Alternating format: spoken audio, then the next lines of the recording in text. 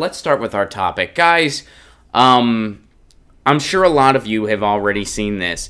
Chuck Schumer, Nancy Pelosi, Donald Trump, and Mike Pence, who was the silent partner throughout the whole thing. He didn't say a word the entire time. He didn't say a word. It was like it was a pro-choice rally or something. Mike Pence just completely silenced the whole frickin' time. But they had a little roundtable discussion filmed via the Washington Post, and for 10 minutes they went back and forth. And people that are Trump supporters are celebrating it because they thought Donald Trump was very authoritative and very stern and forceful and impactful. And people that are fans of the Democratic establishment are celebrating it as well. They're saying that Nancy Pelosi and Chuck Schumer played good politics. They got Trump to kind of make an admission that he was willing to shut the government down, and they played it well. And then I'm sitting there, once again, wondering if I'm watching the same video clip any of these other people are watching. And, man, I really hate to be the naysayer here, but I watched that thing, and I thought, why is anybody celebrating any of this? What is there to celebrate? We're not going to watch the clip, because that would just be, I mean, I did it once, that's enough. But, first of all, for about 5 minutes, they basically just went back and forth about the outcome of the elections. They were just bickering about what happened during the midterms, and it had the level of about a bar argument at 2 a.m. in the morning. You know, Nancy, well, we got huge gains in the House. Yeah, but you didn't get the Senate. And then Chuck goes, elections have consequences, Mr. President. And then Trump points out, well, you didn't get the Senate, which, by the way, Chuck, that's on you.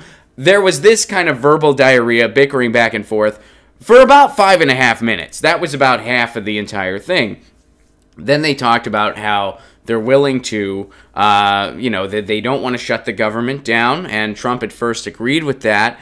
And then they talked about, quote, border security. Now, what nobody said throughout this entire thing, wait, I take that back.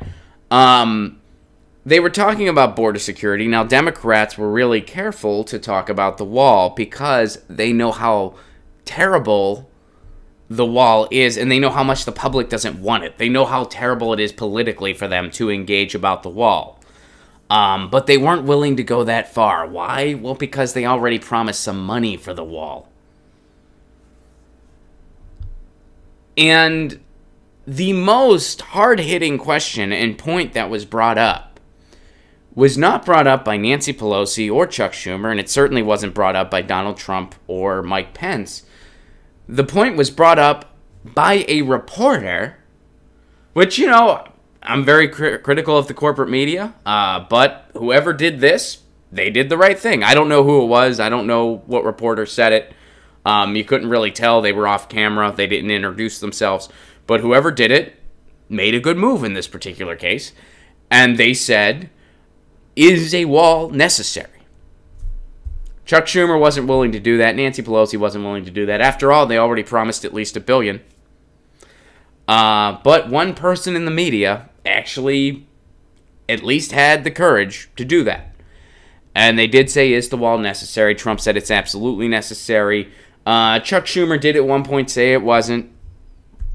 Of course, he did that under the guise of the reporter brought it up first. But they're willing to give the money for the wall anyway. Why? Because as Nancy Pelosi pointed out earlier in the discussion, they want a bipartisan solution. What nobody's talking about is how grossly unpopular this wall really is.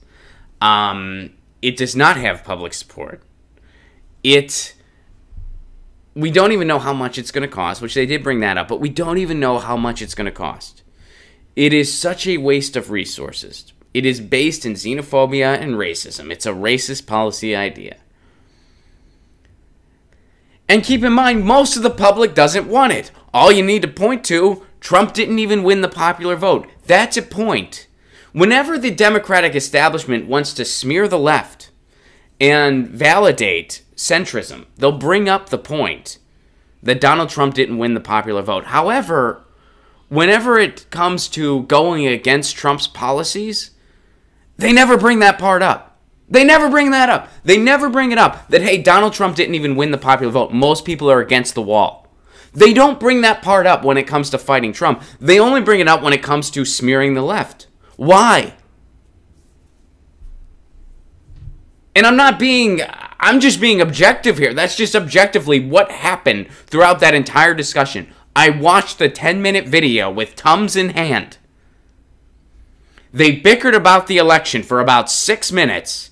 The hardest hitting question, the hardest hitting point was brought up by a reporter, nobody in that room. Mike Pence sat there in silence.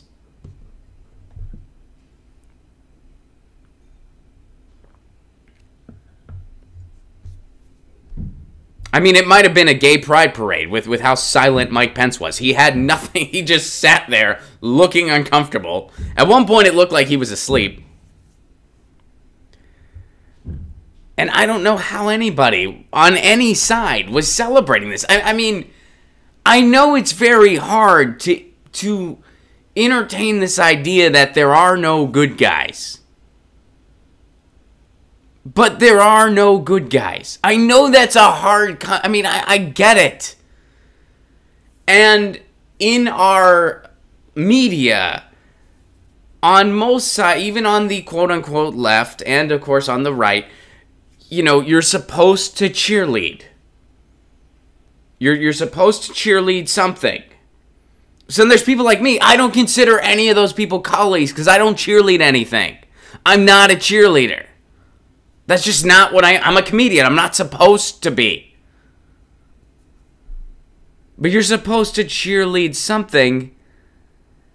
And I'm the person who's watching the game and I'm going, this is the Harlem Globetrotters and the Washington Generals. How am I supposed to cheerlead something? What am I supposed to cheerlead? This isn't real. This is bullshit. The Democratic establishment considers this a victory just because they think that they got Donald Trump to admit that he's willing to shut the government down, which that happened at the very end. Chuck Schumer got Trump to say he'll shut the government down, and they know that that's bad politics for whoever shuts the government down, apparently. However, Donald Trump has proven time and time again that they actually, that playing this outsider role has benefited him. He's proven that time and time again. So I wouldn't assume that if I was the Democratic establishment. Now, could that still be the case because it's been the case in the past? Sure, it could be. I'm just saying I wouldn't take it for granted, is what I'm saying. I'm not saying that's not going to be the case, that it's not going to hurt him politically if he shuts the government down. I think it certainly very well could. And typically it does. In the past it has. So I'm not saying it's not going to. I'm just saying I wouldn't take it for granted. That's all I'm saying. There really were no victories. This wall is going to be an incredible waste of resources. It's going to be an incredible waste of money. It's going to be a hateful thing. And if Democrats aren't opposing it tooth and nail and aren't vowing to give nothing for it and fighting it politically with every tool they have, they're not doing their job. And we know they're not doing their job. So, and I want you guys to take a look at this for a sec. Well, let's go to what you guys are saying. Does anyone disagree with what I just said? I mean, honestly, and feel free to. I mean, we disagree sometimes here, and it makes for an interesting conversation. Am I being too hard on this segment? Is there a better takeaway? Is there something more positive to take away from this? The fact that we might get this wall. They're going forward with this wall. They're negotiating with Trump. They're giving him money, even though nobody wants it.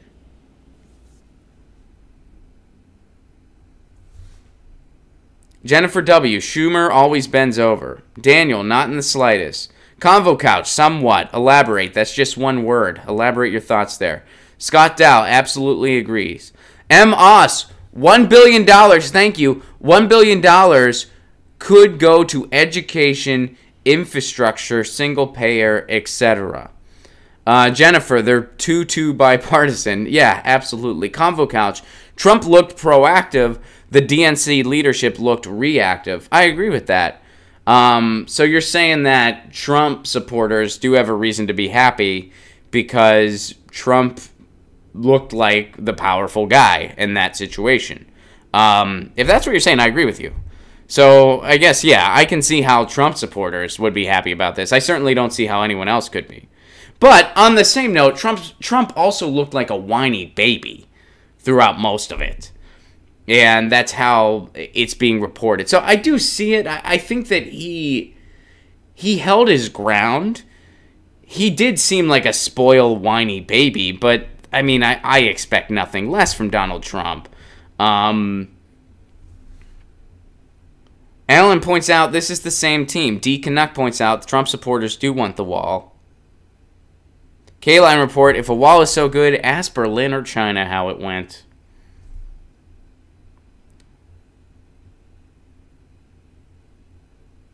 Let's see. Come on, Fox News is all whiny babies. Yeah, that's true. I think most of our politics are. Alright, so let's see. I brought these things up so we can see, and I know we kind of know the arguments here, but I just want to take a look at this before we move on to something else. So here's why some people are celebrating this. Playing by his own rules, Trump flips the shutdown script. The trick in Washington has always been to make sure a government shutdown is pinned on the other guy. President Trump is the first to ever pin one on himself. In a new twist on the old game of shutdown politics from the 90s, Mr. Trump was essentially goaded on Tuesday by Chuck and Nancy into embracing ownership of a shutdown. And this is how it would happen at the end. I will take the mantle. I'm not going to blame you for it. The last time you shut it down, it didn't work. I will take the mantle of shutting it down. I'm going to shut it down for border security. So this is why some people in the Democratic establishment are celebrating this, and I know you guys already realize this, but they're saying, oh, they got Trump to admit that the shutdown's on him if it happens. Now the deadline's December 21st. So this was a victory. Even though the wall still might happen, Democrats are even promising money for it. They should promise zero. They're promising at least $1 billion. How can you call something a victory when you promise the opposition $1 billion for something that nobody in your camp wants? You can't. It's not a victory. It's just not a victory. Well, we got him to admit that the government shutdown's on him if it happens. You think by December 21st, the United States of Amnesia media cycle isn't going to forget all about this conference? Let me tell you something. They are. They are. Now, here's what you need to know if the shutdown happens. We'll go here real quick, then we're moving on to other topics. Looming government shutdown, what you need to know. It's been an above normal day of controversy in Washington, D.C. with regards to President Trump, blah, blah, blah, blah, blah, blah, blah. Yeah, they met. Okay. All right, so the deadline is December 21st. Here's some things you need to know about the situation. Trump says he will proudly shut the government down if Congress doesn't approve his request. Right, we know this. A bipartisan bill of $1.3 billion was approved by Congress.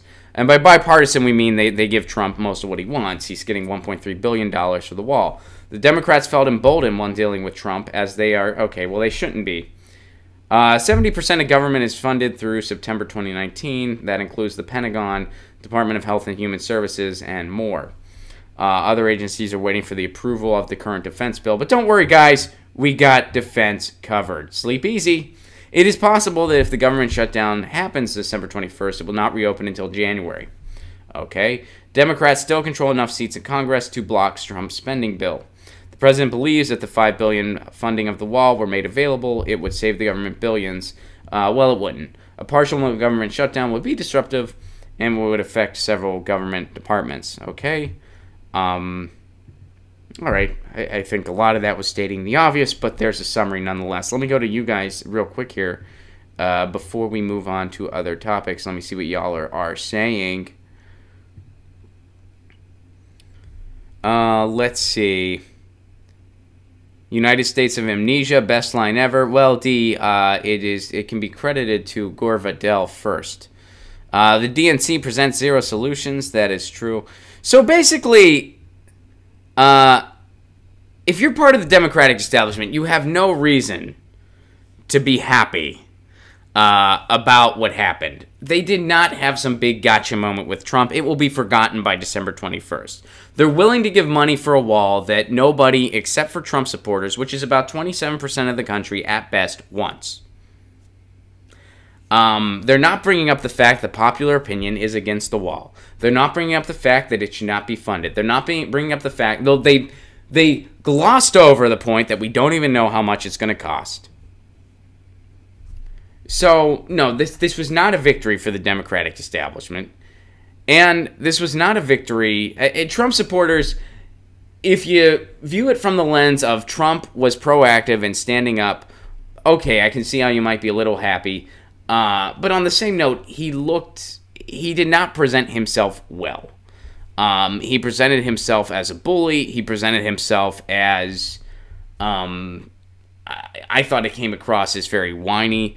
But being the outsider has worked out for him before. Being the quote outsider has worked out for him before. So we'll see. It might happen again here. So Democratic establishment, no reason to be happy. Trump supporters, I can see it both ways. I can see how you might be happy. I can see how you might not be.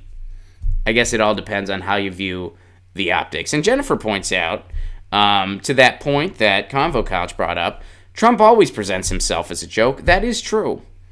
And it has worked for him so far. So, you know, Karen Mitchell sums it up perfectly. We don't need no stinking wall. Agreed. Get your news on with Ron. Don't you want to know what's going on? We're getting our news on today. Get your news on with Ron. Don't you want to know what's going on? We're getting our news on today. Yeah, yeah, yeah. You can tweet me an article at Ron Placone. We'll go through it together and make it our own. Get your